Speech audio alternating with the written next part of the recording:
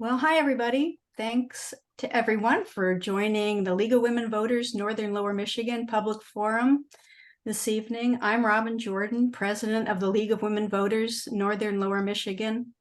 I'd like to offer a few reminders before we start. Please be sure to remain on mute during the presentation. And it's best to click on speaker view instead of gallery view so the focus is on each panelist as they present their topic. As usual, this presentation is being recorded and will be available on our YouTube channel, and we'll also have a link to it on our webpage.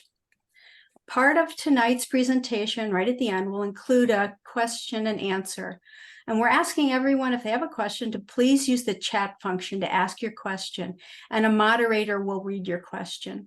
You can write a question anytime, and they will be read after the panelists have completed their segments. And after tonight's forum presentation, we're going to have a brief member meeting, so I'm going to ask all members to stay afterwards.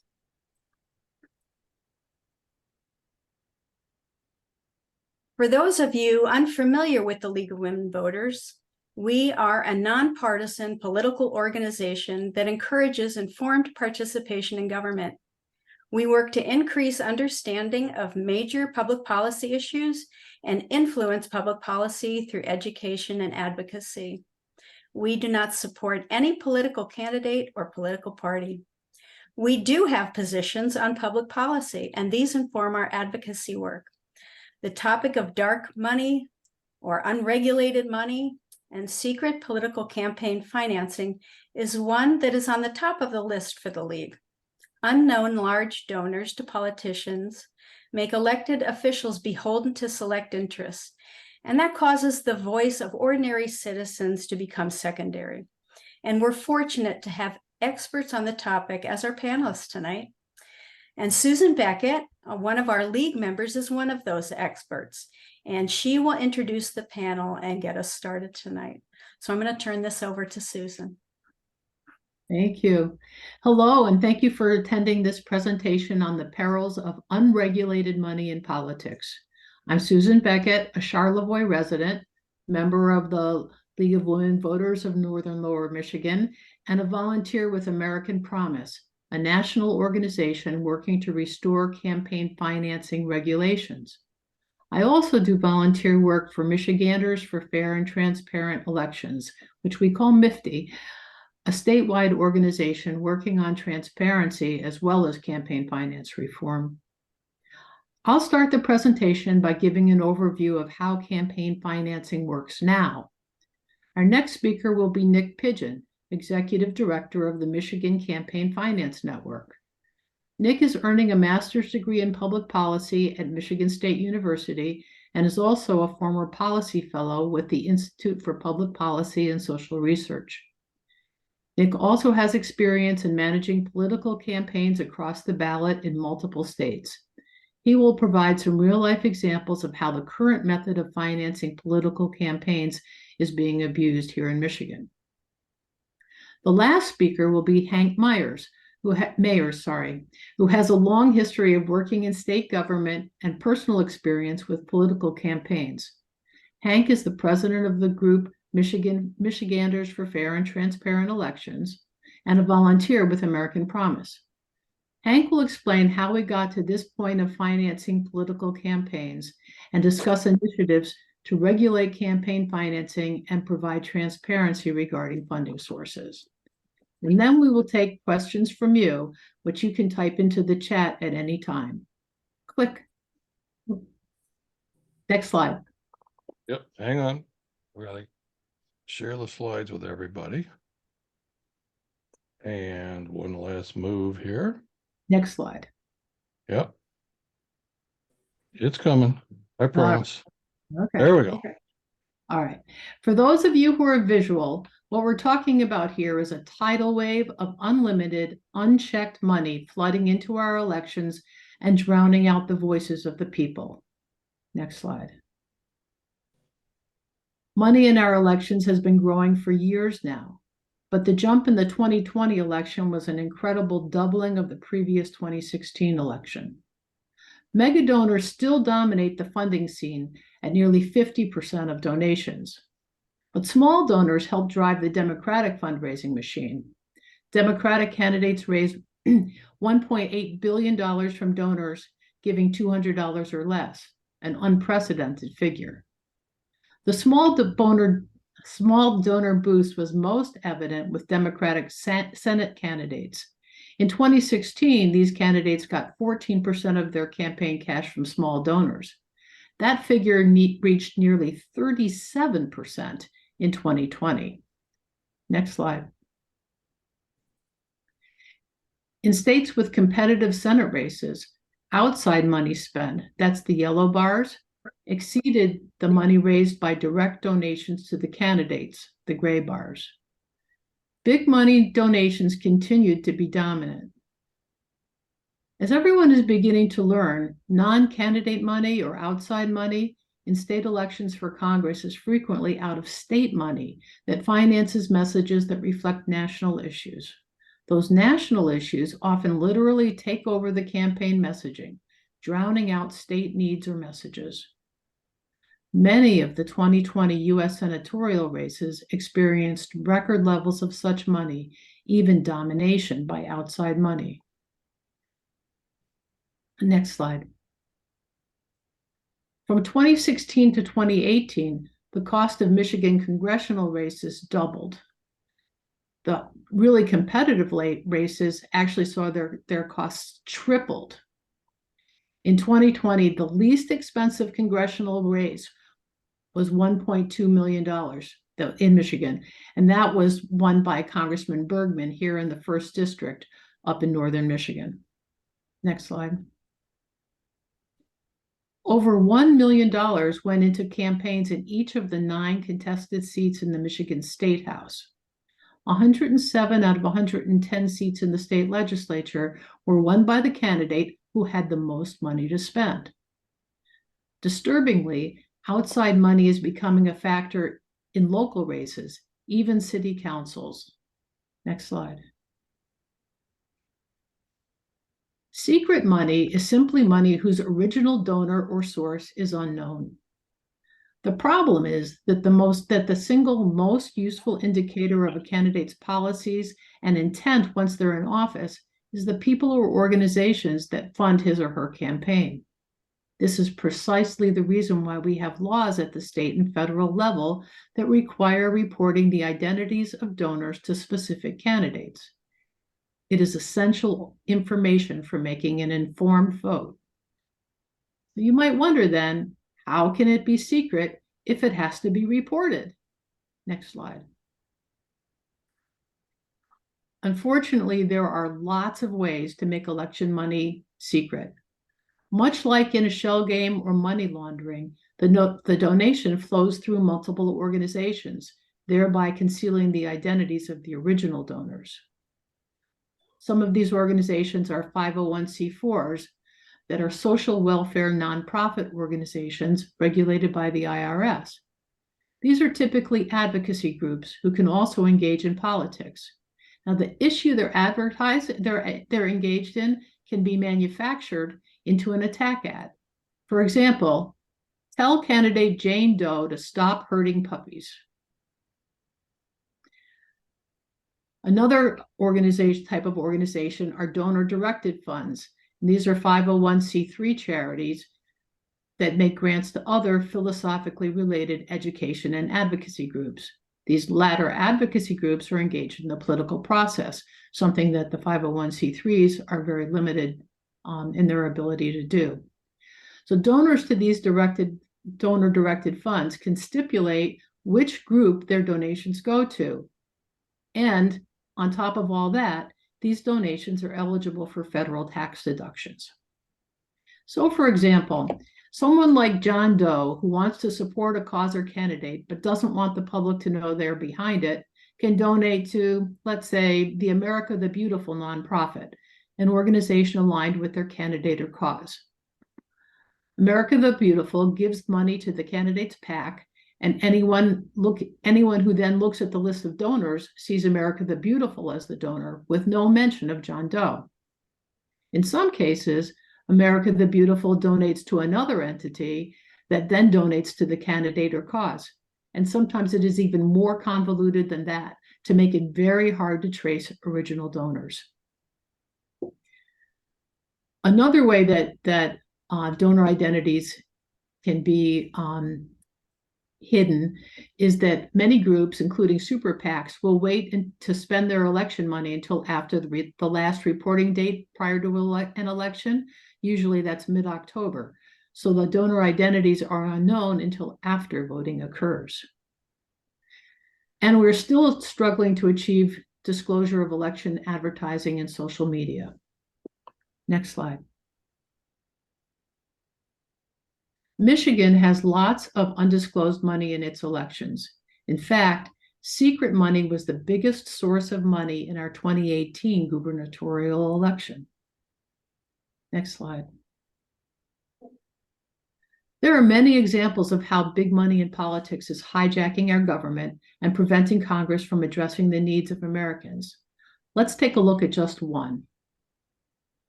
Americans pay the highest drug prices in the world. 3 in 10 Americans don't take their medications as prescribed due to the unaffordable costs of their meds. This is not a coincidence. The highly profitable pharmaceutical industry has been actively working to prevent the U.S. government from limiting drug prices for decades with campaign donations and lobbying. They've also been using outside spending to deceive voters into believing that new drugs won't be developed if drug prices are reined in. In fact, it's federal government spending, your tax dollars, that fund the majority of drug research already. In 2004, when Medicare Part D was enacted, Big Pharma prevented price negotiation from being included in the law. Finally, last fall, pharma had its first loss in 20 years when a new law was passed that finally allowed Medicare to negotiate prices. However, pharma was able to minimize that loss because those price corrections won't apply to privately insured people as initially proposed, only to Medicare patients. And instead of 250 drug prices being negotiated, they will start with a measly 10 drugs. So as usual, drug company profits are protected while the American people continue to pay from their own pockets and via tax dollars. The root cause of Congress's dysfunction on drug prices and many other issues that Americans care about and need action on is the money that has its grip on our political system. Next slide. Here in Michigan, complaints about frequent outages, unjustifiable price hikes, and the dangers of outdated nuclear plants are often ignored by energy providers whose large donations to legislative campaigns stall action to hold them accountable. Next slide. Next slide. Okay. Money's grip on our system has become a threat to our democracy. A recent CBS News poll found that 72% of Americans believe democracy is under threat. Next slide. Next slide. I think that's the next one, isn't it? Oh, sorry. And they identify the same root cause. Both Democrats and Republicans who believe democracy is under threat blame the influence of money in politics. Next slide. And it also affects how government functions. U.S. House members must raise a minimum of $1.5 million in 18 months to be reelected in most districts. They spend upwards of 30 hours per week dialing for dollars and end up relying on lobbyists for advice and even to write their legislation. Next slide. As you might be hearing in the news, secret money is flowing to Supreme Court justices too. It also plays a role in who gets appointed to the courts. Now, Nick Pigeon of the Michigan Campaign Finance Network will show you some examples of how the consequences of unregulated campaign financing have manifested in Michigan. Nick, over to you. All righty. Well, good evening, everyone. Thank you, Robin, Susan, and Sue for inviting me to talk. And thank you to the League of Women Voters. I always appreciate speaking to the members and attendees. You guys are always very engaged and like talking about this topic on 7 o'clock on a Wednesday, and I very much appreciate the engagement. I'm going to go ahead and share my screen. It should not mess anything up. Can we see that okay?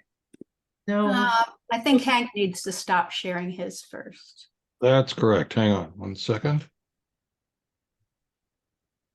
Okay, there you go. Am I screen sharing? It You is. are. Good. Awesome. Well, a little bit of an introduction was made, but my name is Nick Pigeon. I'm the executive director of the Michigan Campaign Finance Network.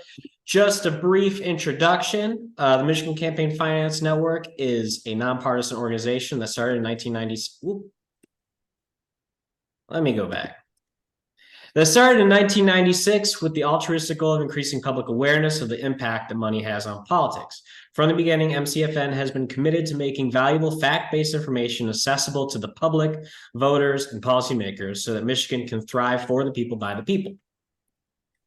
In essence, things that we do, we have original investigative reporting and research. We conduct outreach via presentations and trainings, kind of like the one we're in right now. And we serve as a resource for policymakers, journalists, and the public.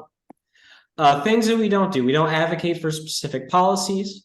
We don't do anything particularly partisan or accept anonymous donations over $250. I think a lot of people agree that, money in politics is not a partisan issue. It's something that happens on both sides, and is one of the things that people from across the aisle really come to terms with and want to talk about. So we don't do anything particularly partisan. So I was invited to talk about some things that we specifically see here in the state of Michigan, and two topics come first to my mind. The first one, and we touched on this a little bit in Susan's presentation, are how nonprofits obscure donors, and specifically what is really rampant in Michigan is how they obscure donors to ballot committees who spend tons of money in the state.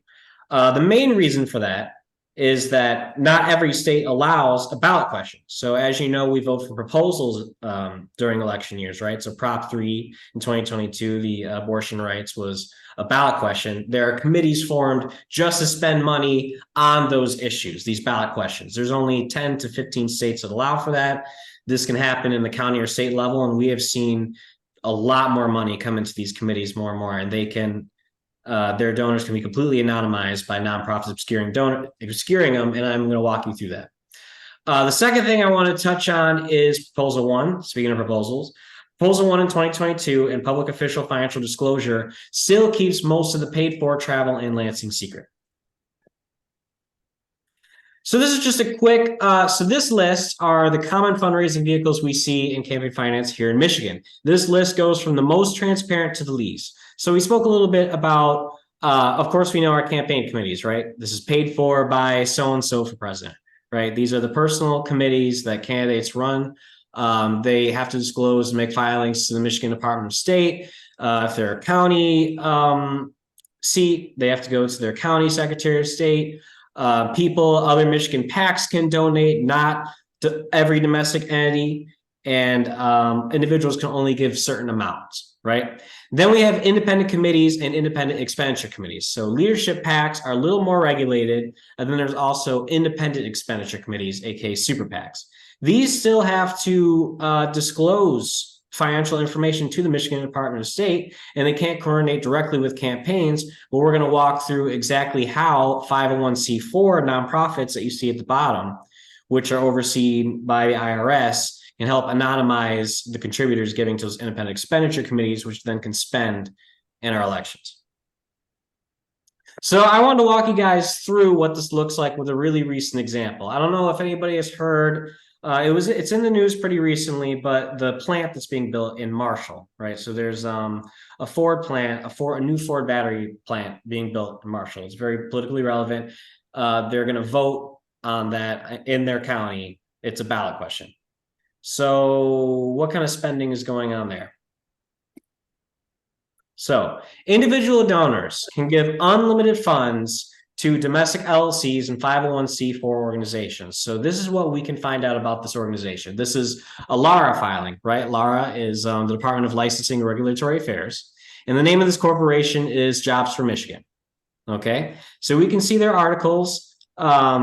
we can see that they are organized as a nonprofit corporation described under Section 501c4 of the IRS, and they have to conduct educational research and blah, blah, blah.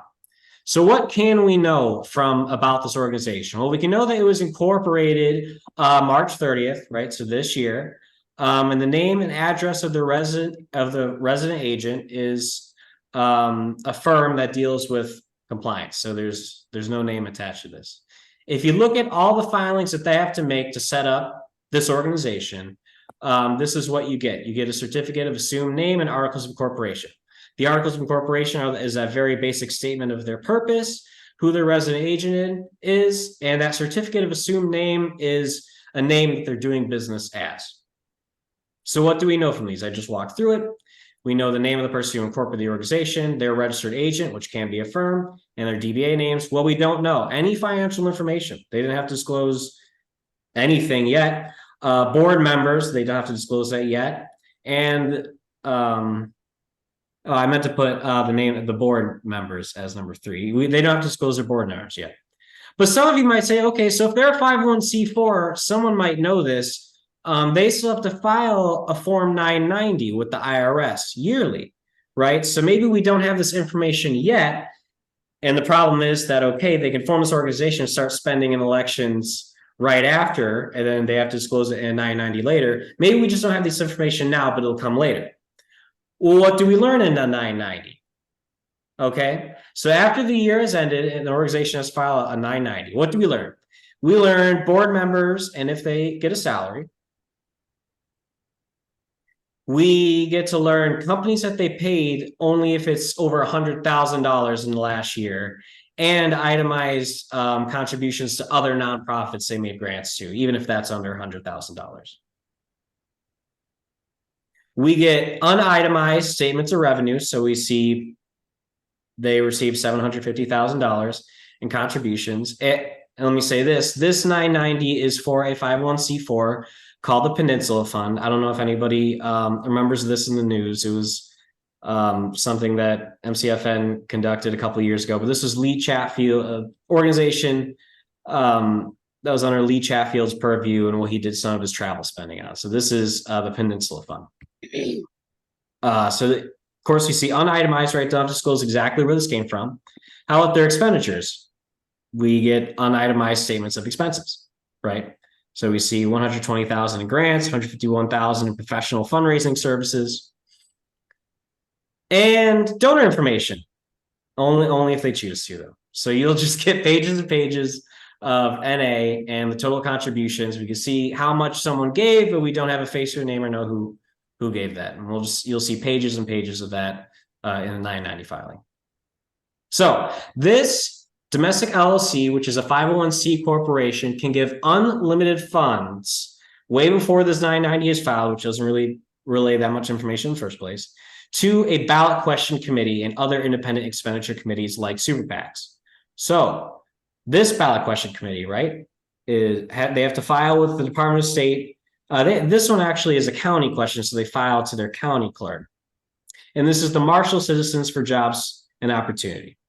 What we get is their treasurer's name and residential address. And you might say, okay, well, then since they have to comply with campaign finance laws, they have to disclose who their contributors are. Well, if their contributors are Clean Jobs for Michigan, which is the DBA from Jobs for Michigan, that's what they have to disclose. They received $100,000 from Clean Jobs for Michigan.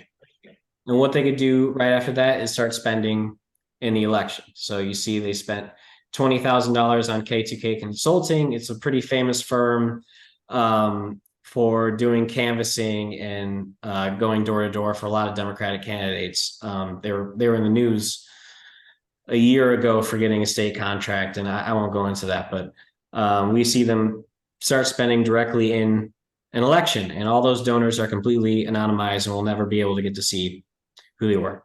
So I wanted to walk you through exactly what it looks like. We were talking about what these 501c4s do and how they anonymize donors. This is an example of what they do. And this is an example for a ballot committee, which is gaining tons of money and spending a lot more money in more recent elections here in Michigan. They're definitely a driving force in spending. So I want to walk you through that. The other thing that I thought was really important is 2022's Proposal 1. So I don't know if anyone remembers, but in 2022, 66% of the voters approved of Proposal 1, which will require the legislature to pass a bill to require annual financial disclosure statements from public officials. It also is the bill that changed our term limits to 12 years total in either legislative body total, or a mix in between both. This is important because Michigan and Idaho are the only two states without this kind of law already, right? So this law isn't automatically passed. It requires that the legislature pass legislation to make this happen before the deadline, which is December 31st of this year. The biggest problem for this, right? So what you see here is in Prop 1, and this is the section that says what is going to have to be disclosed in these personal financial disclosure documents from our representatives and public officials. So we see description of assets and sources of earned income, sources of earned income, description of liabilities, positions held as an officer, director, positions held within an organization, agreements or arrangements with respect to future employment, a leave of absence while serving as a legislator or state officer. These are things that you would expect to be disclosed and that other states also include in their financial disclosure law. What's interesting and important in this language is you see gifts received and travel payments and reimbursements received and required to be reported by a lobbyist or lobbyist agent as prescribed by state law.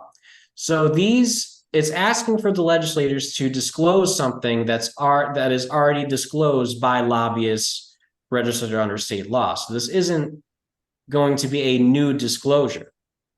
And the biggest problem is with 501c4s is that 501c4s are the biggest spenders in Lansing for paying for paid for travel from our legislators. When they go and travel on the 501c4's dime and engage in what they call fact-finding missions and the horror stories that you talk about, this is the spending that we're talking about. And again, it will never have to be disclosed because 501c4s have this unitemized statement of functional expenses. This is the Peninsula Fund, and we can see that they spent $288,000 in travel, $142,000 for payments of travel or entertainment for any federal, state, or local public officials. And again, this will never have to be disclosed by the official or by the 501c4. So what has been done for Prop 1? So the thing about it is Prop 1 is only a baseline. The final bill can be more stringent than the original, just not less. However, only 2 bills with only Republican sponsorship have been referred to committee. And so the bill was drafted, it was entered in electronically, it was referred to committee. That's only the first step for a bill to be passed in the legislature, and no additional steps have been taken. The committee hasn't seen it, it hasn't gone for a reading, nothing of the sort. The first bill that we see is House Bill 4269 from Representative Harris, and this is what he has in his bill. Travel payments and reimbursements lists all travel payments received and required to be reported by a lobbyist or lobbyist agent under state law. This would still not force disclosure of travel reimbursements and payments by 501c4 organizations. The second bill, which is introduced by Senator Runstead, Senate Bill 381, this says travel and lodging expenses received during the reporting period that exceed $500 and are not required to be reported by a lobbyist or lobbyist agent under state law, and travel and lodging expenses that are required to be reported by lobbyists under state law. So this potentially is more disclosure. They might have to disclose gifts and lodging expenses that aren't reported on the lobbyist side, but this still doesn't seem like it's going to have to disclose this paid for travel and Lansing by 501c4 nonprofits paying for travel. Many other states require this sort of disclosure, and it's going to be interesting to see what the final version of Proposal 1 looks like here in Michigan. So I thank you for hearing about these 2 topics. I'll stick around for questions. We hear our address and our email, and we always encourage charitable donations after I speak to you guys about the perils of donating to nonprofits and 501c3s and C4s, but it's part of my job. And thank you guys for your time.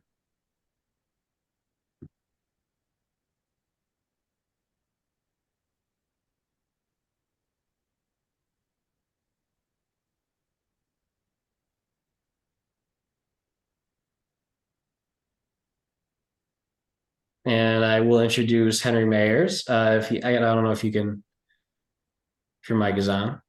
But he is a good friend, and I think you have the mic. Yes, I do. Thank you. And thank you for reminding me that I muted the mic. Okay, so here's our, favorite party icon saying, how in the world did we get here? Which of course is an extremely fair question. So part of the, well, and the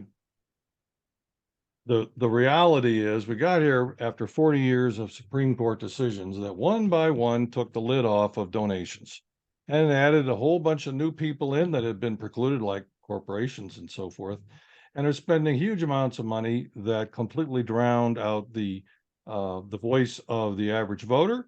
And in many ways, we have returned to the time of the Gilded Age.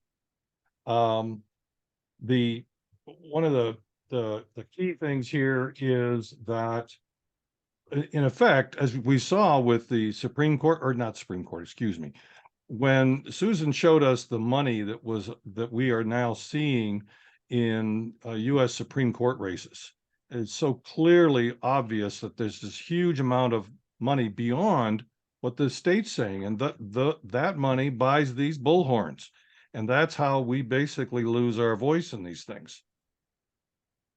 Now, so I said it was the Supreme Court, and indeed it was. It started out with a case known as Buckley versus Vallejo, which said, corporations are persons and they have a right to put money in the election too. And that was the beginning of bringing the corporations in, and then there were all kinds of decisions, including probably one of the more recent ones. It's got a favorite name. It's called the McConnell versus the FEC, and that's the one that said, people should not have any limits to what they can spend in an election. And at one time there used to be limits. And so they ripped off the ability of even individuals that they have a right to spend any amount of money. And in most cases that a largesse, if you will, takes place through super PACs and independent expenditure groups and those nonprofits that Nick was just talking to us about. They also logicked out that since it takes money to broadcast and publish things, that you just can't do this without money, so money equals speech. They also decided with Buckley versus Vallejo that corporations actually have the same rights as people in elections. They also decided that only direct person-to-person bribery is corruption. So all of those ads and expenditures by the independent groups, they can't corrupt the politician, because it isn't quid pro quo. Clearly, that is a very old view about what corruption really means. And then finally said that the regulations that would be permissible are only those that deal with direct bribery. Now, we talked earlier about Nick talked about the 501c4s, and I love it. They're called social welfare organizations. Probably all of you have seen one or another of one of those icons and heard about them, and the NRA, the AARP, Americans for Prosperity. All of those are nonprofits. And one of the things about them is that their activity originally was envisioned as being about advocacy around the issue that they're about. And as Susan talked about quite a while back, what's advocacy and what's political promotion is very much blurred anymore.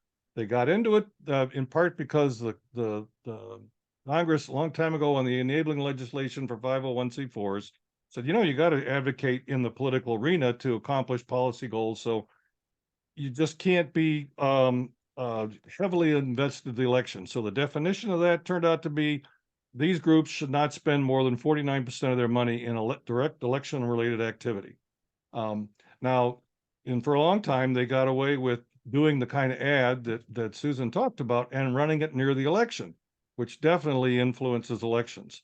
And it took a while to finally get legislation called BACRA, B-A-C-R-A, that basically said if you directly refer to a candidate or a prominent issue during the election campaign, which in most states is 90 days before the election, that in fact is election activity. So, but fundamentally, they are now engaged substantially and have picked up a good deal of what used to be super PAC money is now in the nonprofits because, of course, they're allowed to be anonymous or secret money when they go that way. And of course, our view is that advocacy groups engaged in political activity should have nothing to hide, and they need to report like everybody else. It's just another example of equal protection of the law.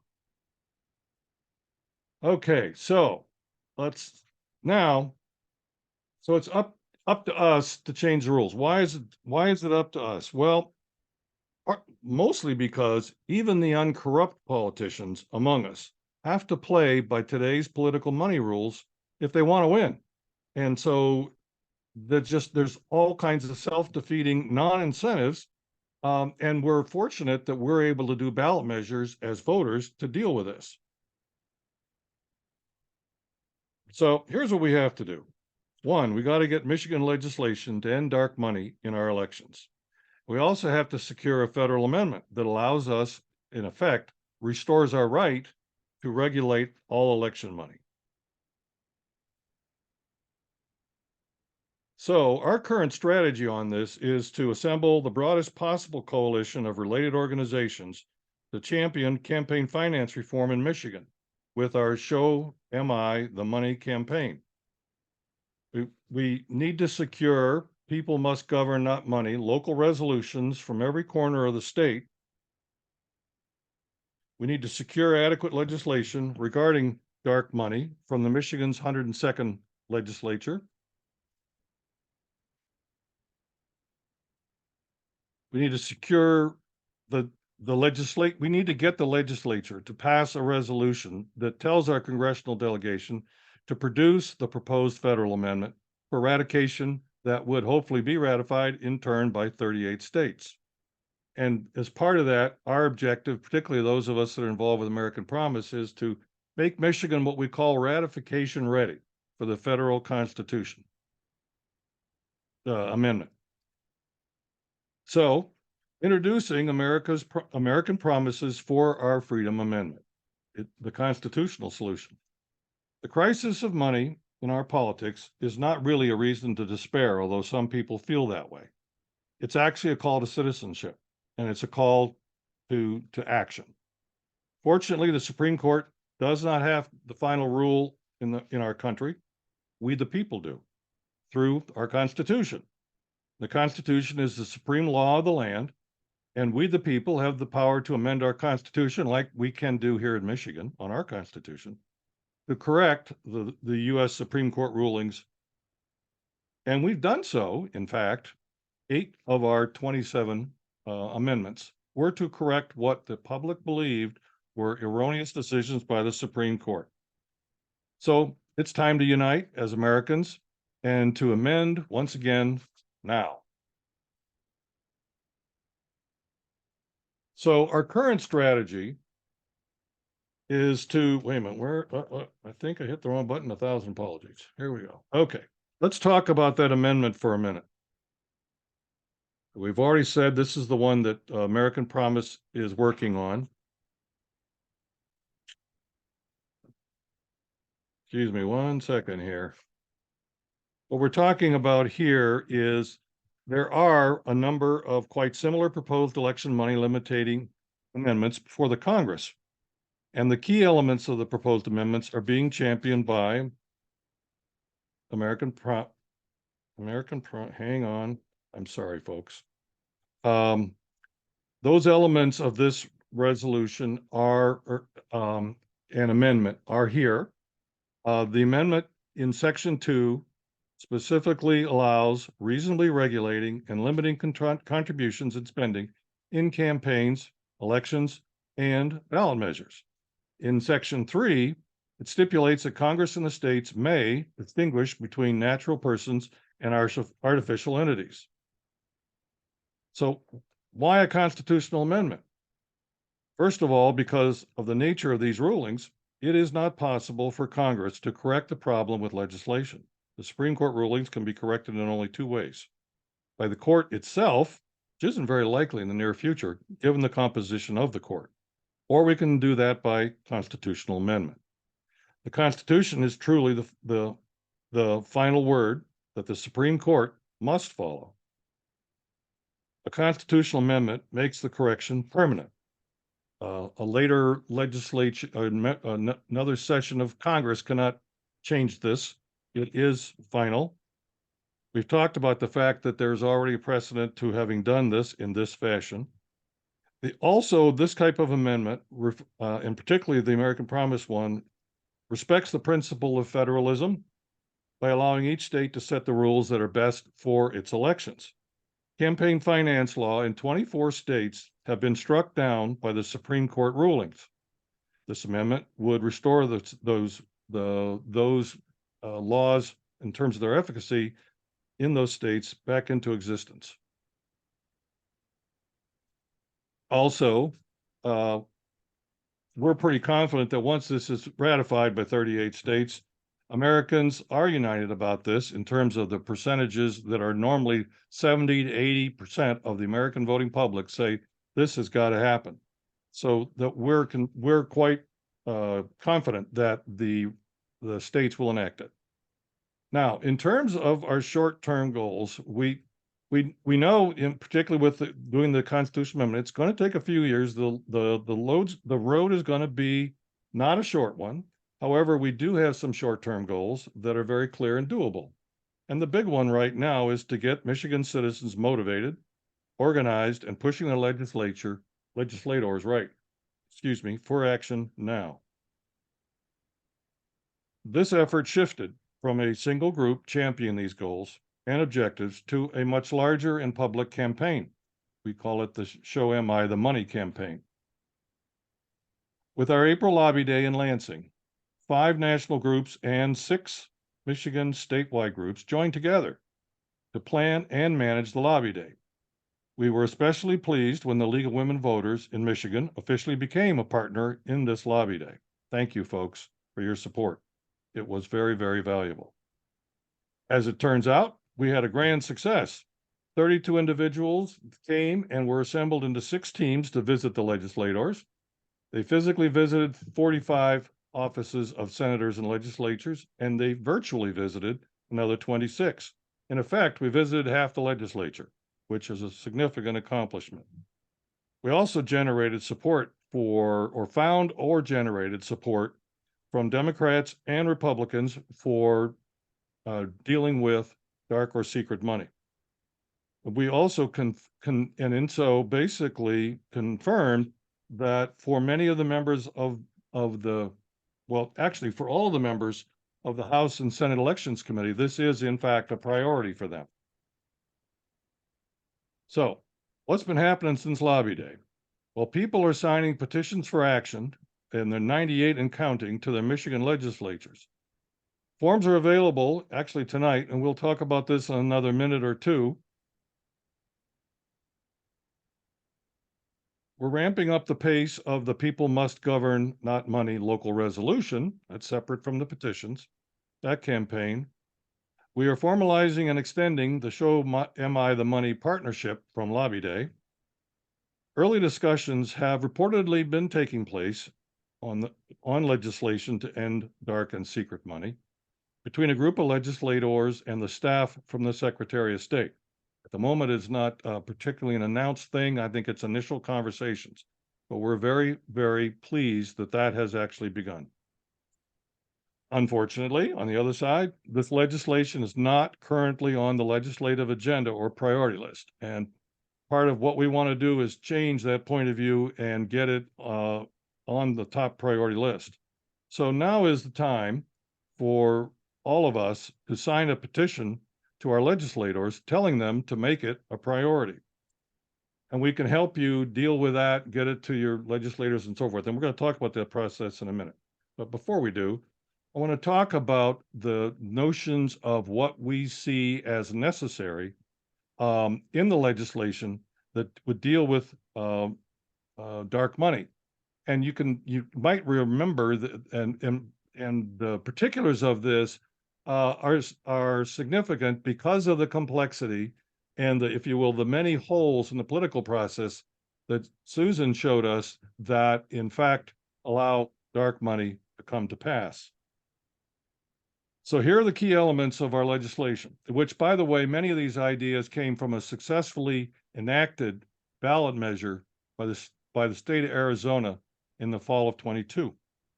First, anyone who publishes 10,000 or more of electioneering messages during an election must report all original donors contributing 2,500 or more and do that for the duration of the election. Pure issue advocacy expenditures by 501c3 groups are exempt from reporting. We're not talking about straight advocacy. We're talking about messages that are involved with the elections. Foreign influenced organizations may not contribute funds to election campaigns or messaging. Donations from other groups, which are typically called transfers, must contain identities and authorizations to spend their money in elections, known as traceback information by the Center for Campaigns in Washington. And the traceback information has to be tied back to the original donors. If you cannot say it came from XYZ organization. It may come from there, but you have to say who the donors are that allowed you, XYZ organization, to make the donation.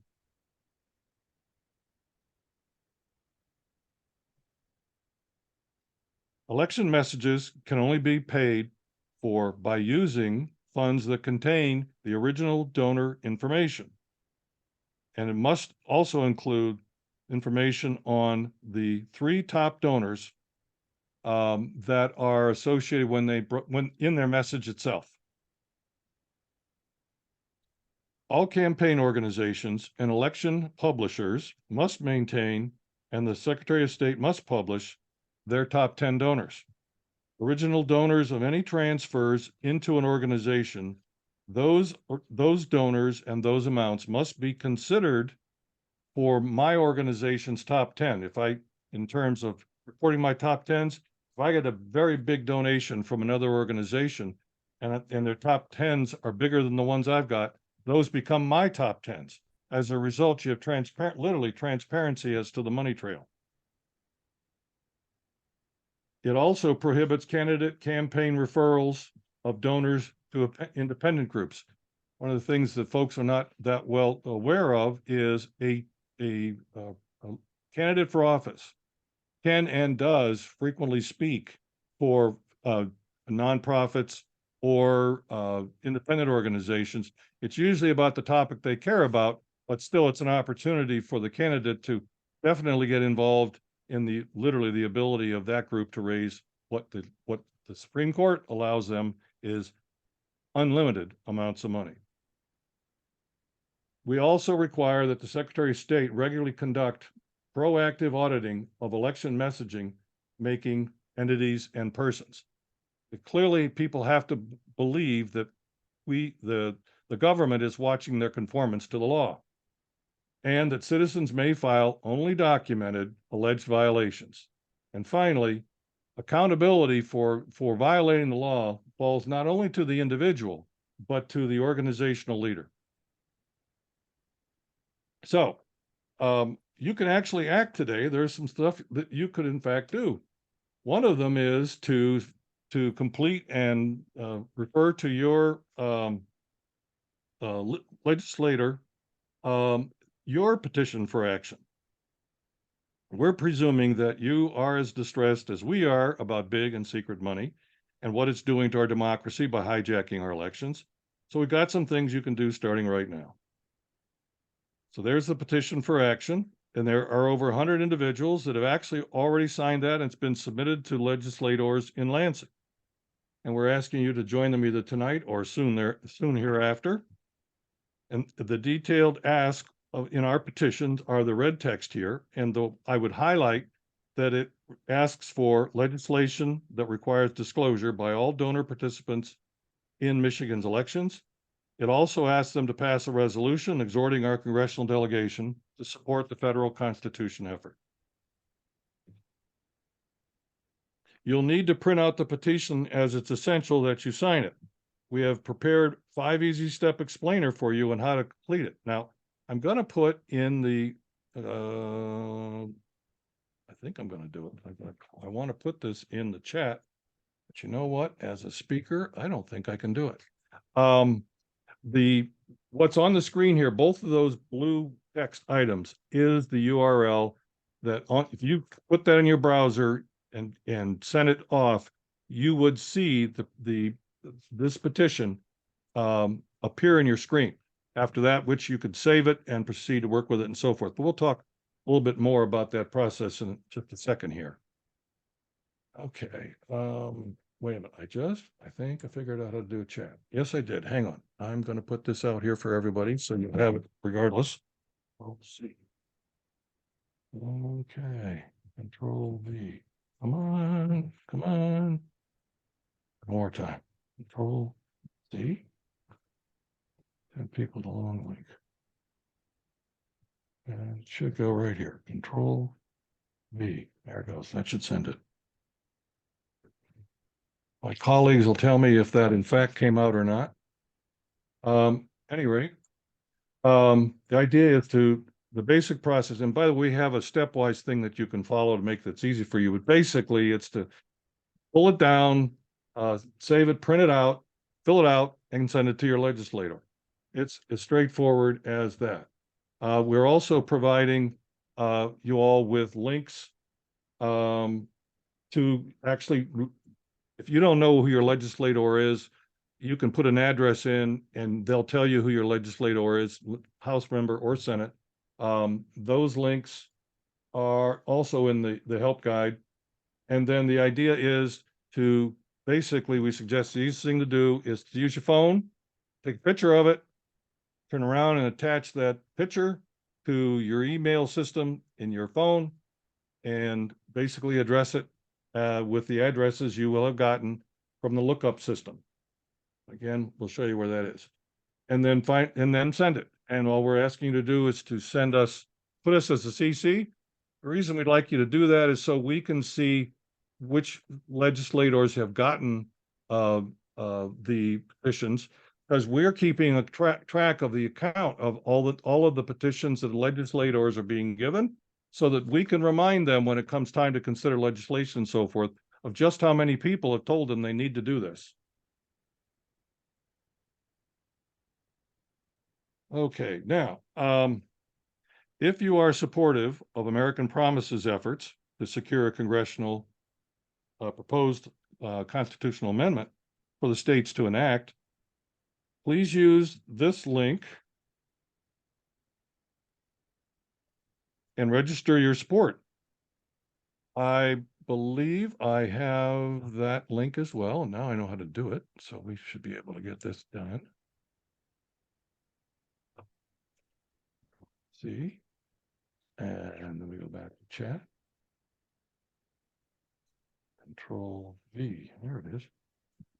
Okay, so now you have that one as well. And you just go to that and there's a form, you just fill it all in and send it in and you're done. Oops, hang on, this thing, you're not seeing the links. All right, if you're having trouble seeing the links, do not be distressed. At one of the things that will happen after this is you'll be sent some material by Sue and or her colleague or Robin, thank you, where it'll give you all the links. What we plan to do is to put the links on our website because the recording will be there as well. So people will be able to access that information. Thank you. Okay, so there are some other things that you can do that we'd love to talk you into. One is you can advocate with a local nonpartisan group or governmental unit, such as a city council, a county board, or a school board and the like, to get them to pass a people must govern, not money local resolution. This is actually a very valuable thing to do, and it's not as hard as it feels. It's actually relatively easy to do. It tells your legislators that lots of people in your community want this election money problem solved. It is very significant, influential with legislators. You can also help us when we have events, information tables to pass out information to people, find out more about what we're doing. And you can talk to your legislator, which obviously is very valuable. You can circulate a group version of the individual petition. You go to, if you have a party or a group that you meet with and you think would be interested, we have a group version of it that we can provide to you. And of course, volunteers are great. We need lots of volunteer help, but money is needed also. So we would gladly accept a contribution that you might be willing to make to our campaign. Now, our view is that this change is going to happen, not only because it makes sense, but because a lot of people are working hard on it. But if the 102nd legislature fails to adequately legislate to include the things that we've listed, and they make a statement like, "We can only do one thing" or whatever, that's not enough to get this done, because there's too many holes in the wall. And so what we would do then is, and we've actually developed it, the partnership would grow and turn to all of you and many others to help circulate a ballot measure, just like we did with gerrymandering, to allow the vast majority of Michigan voters to end secret money in our elections. We are absolutely convinced that this thing would win as a ballot measure just as heavily, or maybe even more so, than gerrymandering. And Arizona has proven that this is doable. I believe they got 69% was the percentage of support that their ballot measure, very similar to what I talked about, got passed. Again, Michiganders in 2018 passed gerrymandering, no sweat. So we surely can end dark and secret money in either the 24 or the 26 election. More than ever, we need to rise up and do this. Please join our campaign. You can contact us at info@showmithemoney.org. So let's answer your questions. And later, I'm going to leave this up. There's the address, location information, phone numbers, and emails for all three of us. Back to you. Okay. Yep, I will. We've got a few questions here. Some of them are complicated, but if we can give some brief answers, maybe we can get through most of them. For Nick, are there any penalties to the C4 if they don't file a 990 prior to the end of the year? And then he has two follow-up questions. I believe if you go 2 years without filing a 990, the organization is automatically dissolved. And what if they dissolve before the filing deadline? They would have to submit articles of dissolution. There's really no information they really have to divulge. I have to look and see what you have to put in an article of dissolution, but you'd have to file that, and I don't know whether or not you'd have to file any financial information in that. Yeah, I think another Nick's, one important.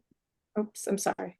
I was just going to say, I think Nick's assessment on that is correct, because the deadline for the 990 with the feds will never come to pass in that scenario.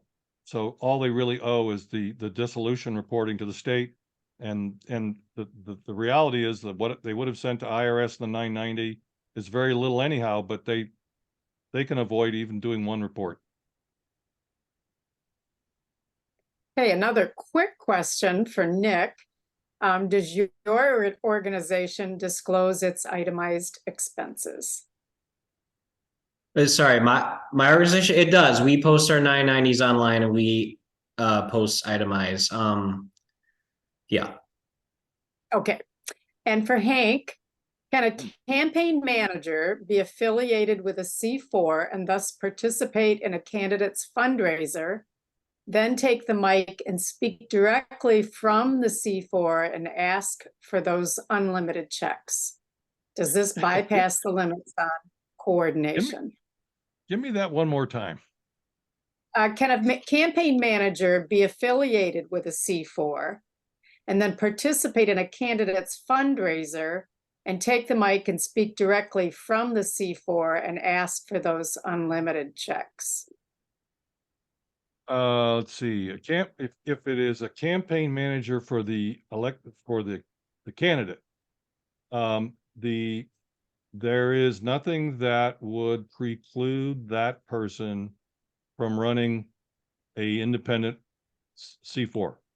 They're only precluded from running an independent expenditure group, which is typically a super PAC. But yeah, it's crazy as it sounds. There's no law that say they cannot run the 501c4. And they can address the 501c4 in that capacity for donors and so forth. Yes. To my knowledge, I don't think it's that blatant out there, but legally, I don't see why they couldn't. Someone else asked, who are the legislators on board and ready to sponsor this legislation or the amendments? Okay, I don't have at the top of my head those names. I'm going to say my recollection is the people who said they wanted to see legislation and sponsor were about a dozen. There were of the 77, we had one person who said they didn't see it as an issue and didn't want to deal with it. Just one. And then there were other people that were very interested and wanted to see what the particulars of the bill might be. I will go back over our database, and Robin, I will get you a count for that so you can share with your colleagues. Will do. Thank you. I can tell you a few of them. From Washtenaw County, Jason Morgan and Carrie Reingans were both very interested in being part, being like initial co-sponsors. And former Secretary of State Ruth Johnson was also really passionate about this. She said it was the main reason why she decided to run for the legislature again. And for those that don't know, she had tried to do some legislation to get reporting on those groups, and she was soundly thrashed by her Republican colleagues over having done that.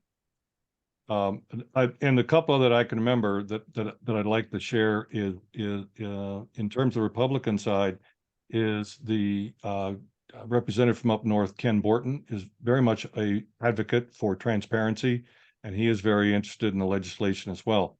On the House side, and on the Senate side, both chairpersons are very supportive in this legislation. And the House side, that be Representative Burns, was particularly interested in holding hearings, and we look forward to those taking place at some point. But she said she wanted to do hearings on it. And there are more. Okay. I'll get those to you. Thank you. I think that's all the time we have for question and answer. Hank, if you could stop sharing your screen, we'll continue. Sure. Thank you. There you go. All right, everybody. Let me get my video back on here.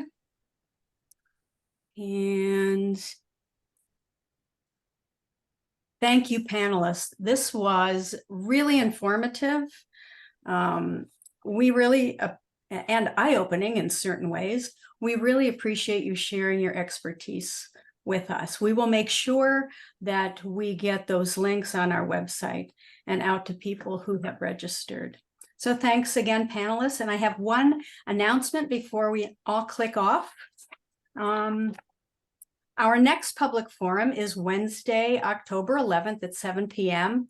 Our healthcare committee has chosen the topic of behavioral health, also synonymous with mental health. We have 4 panelists, 2 representatives from law enforcement who will talk about the issues pertinent to their job responsibilities and dealing with individuals with behavioral health concerns. We have a representative from McLaren Hospitals to talk about the new behavioral health center opening in Sheboygan, and a panelist from North Country Community Mental Health that provides mental health services to residents of Antrim, Charlevoix, Sheboygan, Emmett, Kalkaska, and Otsego counties. This, as always, is free and open to the public, and registration will be forthcoming on our website. So we thank all of you again for attending this informative forum. And we're now going to ask all members to stay as others sign off. And we're going to start our member meeting. Thank you, everybody. Bye-bye.